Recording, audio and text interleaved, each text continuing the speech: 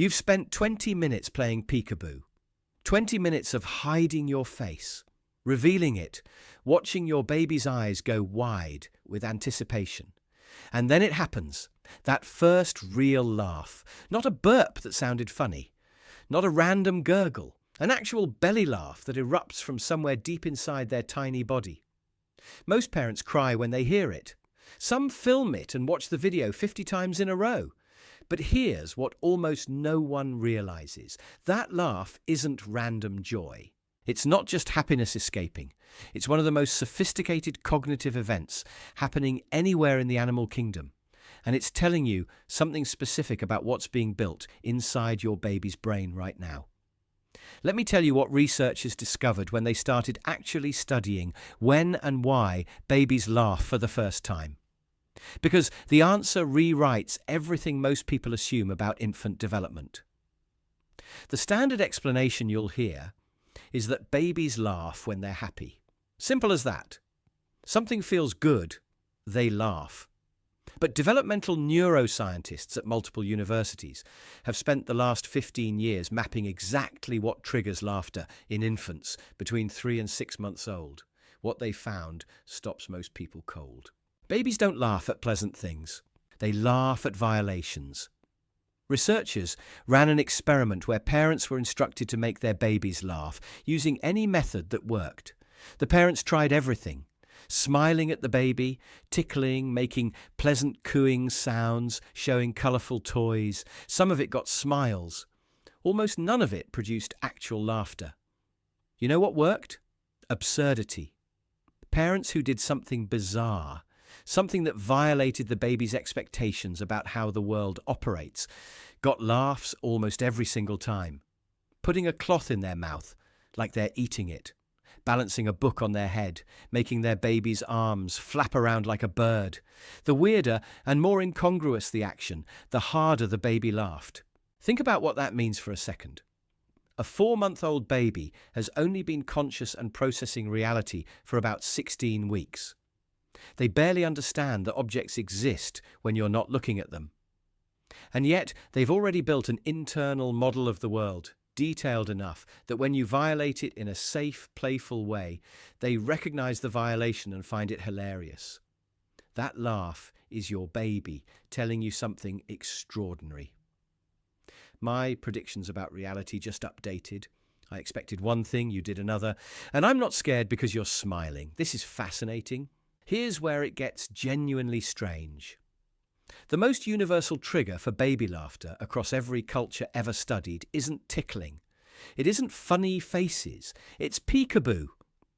Researchers tested babies in Canada, Korea, Peru, and Pakistan. Different languages, different parenting styles, completely different cultural contexts. Peekaboo made them all laugh. Why? Because peekaboo is a perfect violation. You disappear, which shouldn't be possible because humans don't just vanish. Then you reappear, which resolves the violation in a safe, predictable way. Your baby's brain is essentially running a physics simulation, and Peekaboo exploits a specific gap in that simulation. The gap between object permanence, understanding that things continue to exist when hidden, and complete certainty about it. When you vanish behind your hands, there's a flicker of genuine confusion in your baby's brain. When you reappear, that confusion resolves into delight, and they laugh. But there's something happening during that laugh that almost no parent knows about. Something that researchers only discovered when they started using brain imaging technology on infants during social play. When your baby laughs, their limbic system, the ancient emotional processing center buried deep in the brain, activates intensely. Neural circuits fire across the prefrontal cortex, the region responsible for social interaction and understanding other people. And here's the part that changes everything. At the exact moment your baby laughs, their brain releases a cascade of dopamine, the same neurochemical associated with reward learning and memory formation in adults. Your baby isn't just expressing happiness. They're chemically reinforcing the learning experience that just happened. The violation they noticed, the pattern they detected, the social interaction they engaged in, all of it gets stamped into their developing neural architecture with a dopamine-fueled boost that makes it more likely to be remembered and built upon. Laughter is how a baby's brain marks something as important, as worth encoding, as a pattern to remember. Recent studies went even further. Researchers exposed babies to humorous demonstrations, absurd actions performed by adults, and then tested whether the babies learned better from those demonstrations compared to neutral ones. The results were unambiguous. Babies who watched humorous demonstrations showed significantly enhanced learning, even if they didn't laugh out loud. Just the cognitive processing of incongruity, the recognition that something unexpected happened, was enough to boost their ability to learn and retain information. Your baby's first laugh isn't cute, it's strategic. Now I need to tell you about the timeline, because most parents completely misunderstand when laughter actually begins and what it means when it doesn't. Babies typically start laughing somewhere between 14 and 18 weeks of age. Before that, you might hear proto-laughter, coos and gurgles that sound almost like giggles, but lack the full rhythmic structure of real laughter. Smiling appears much earlier, around 6 weeks, but actual laughter requires something smiling doesn't. It requires enough neural development to produce a sound that isn't crying, to coordinate breath control with vocalization, and to link that sound to a cognitive event. That's a much higher bar than most people realize. What happens inside your baby's brain in the weeks leading up to that first laugh reveals something most developmental psychology textbooks won't tell you. The limbic system isn't operating alone. In those early weeks, a different structure is quietly preparing itself. The prefrontal cortex, barely functional at birth, begins forming connections to the limbic system, creating pathways that will eventually allow your baby to link emotional experiences to social context. Without those connections, laughter can't happen. A baby can feel joy, but they can't express it through laughter until their brain builds the infrastructure to tie that joy to interaction with another person. This is why baby laughter is so intensely social. Objects don't make babies laugh, not in those first months. You do. Research tracking what actually triggers infant laughter found something striking. The main things that make babies laugh are not things but other people. When parents were asked to make their babies laugh and researchers coded every strategy they used, one approach dominated: clowning.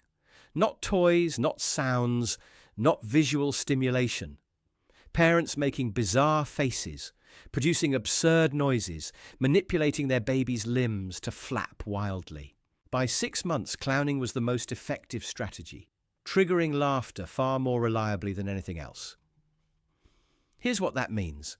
Your baby isn't laughing at randomness. They're laughing at you performing absurdity for them. They're recognizing that you, a person they know, behaves in predictable ways, are suddenly violating those expectations in a safe, playful manner. That requires your baby to hold a model of normal you in their mind, while processing abnormal you in real time. That's staggeringly complex cognition for a brain that's only been operational for a few months. And there's something happening in your brain during this exchange that most parents never consciously register. When your baby laughs, genuinely laughs, your neurochemistry shifts immediately. Studies measuring parental brain activity during infant laughter found that it activates neural reward circuits with unusual intensity. Specifically, it triggers the release of oxytocin, the bonding hormone, which then modulates how your brain processes that sound. Dutch researchers discovered that elevated oxytocin levels reduce activation in the amygdala, your brain's threat detection center, while simultaneously enhancing connectivity between the amygdala and the orbitofrontal cortex, the region involved in evaluating emotional significance and reward. What that means in practical terms is this. When you hear your baby laugh, Your brain immediately categorizes that sound as profoundly rewarding and non-threatening, more rewarding than adult laughter, more compelling than almost any other auditory stimulus. Your baby's laugh is biologically designed to be irresistible to you.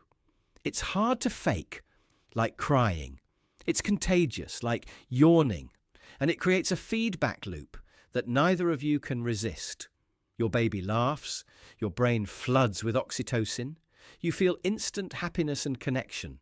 You lean in, you engage more intensely, you perform more absurdity. Your baby detects your increased engagement, processes the new violation, laughs harder, the loop tightens. This isn't just bonding. This is your baby training you to stay engaged in the learning game. Because here's what researchers at multiple institutions have now confirmed. Babies who experience more laughter during daily social interactions show measurably greater development in specific brain networks. Higher levels of smiling and laughter with caregivers positively predicted functional connectivity in the left hemisphere's default mode network, the system involved in self-referential thinking and social cognition. Your baby is using laughter as a tool. They're rewarding you for teaching them, for staying present, for helping them build their understanding of how the world works. And you, whether you realize it or not, are responding exactly as evolution designed you to. But there's one scenario that should make you pause, and pediatric neurologists are clear about why. If your baby reaches 18 weeks, then 20 weeks, then 6 months, and still hasn't laughed, that's not just a delayed milestone. Laughter indicates healthy neurological development. It suggests the sensory systems are functioning.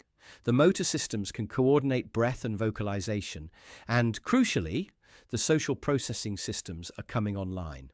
A baby who smiles but never laughs, who engages visually but shows no response to absurdity or social play, who remains silent during peekaboo or clowning, that's a pattern worth discussing with a developmental pediatrician. Not because something is definitely wrong, but because early identification of atypical development changes outcomes in ways that waiting cannot replicate. The brain's plasticity in the first 2 years is never that high again. So the next time you're making ridiculous faces at a 4-month-old, contorting yourself into positions no dignified adult should occupy, producing sounds you'd be mortified for anyone else to hear, and that baby erupts into laughter, remember what's actually happening. Their brain is recognizing a violation of expectation, processing it as safe and interesting, releasing dopamine to mark it as worth remembering, and rewarding you with the most neurologically compelling sound their body can produce. You're not just playing, you're building the neural architecture that will support every social interaction they have for the rest of their life. You're teaching them that the world responds, that people engage, that joy is something you can share, and you're doing it one absurd, undignified, utterly necessary laugh at a time.